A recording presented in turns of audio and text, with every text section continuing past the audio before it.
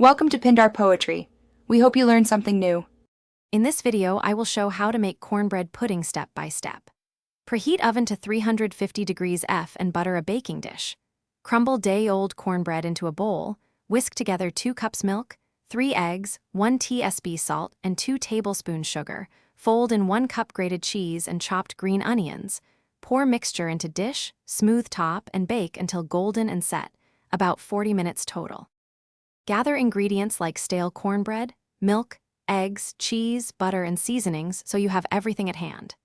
Begin by cubing cornbread and measuring 2 cups milk and 3 eggs, then combine wet and dry ingredients and fold in mix-ins like corn or jalapeno.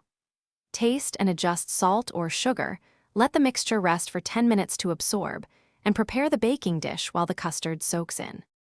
If you're enjoying this guide, please subscribe and like to support the channel. Quick recommendation: droplets stay hydrated anywhere with the O-Ala water bottle, great for keeping hands free while cooking and minimizing spills. Check the video description for the link and other deals.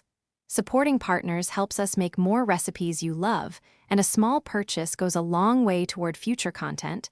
Now let's get back to the video. Set oven to 350 degrees F and bake on the middle rack for about 40 minutes until a knife comes out mostly clean. If the top browns too fast, tent with foil and continue baking until set but still moist. Let the pudding rest 10 to 15 minutes before serving so it firms and slices neatly.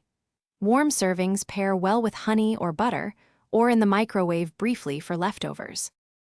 Thanks for watching. Consider subscribing if we helped you.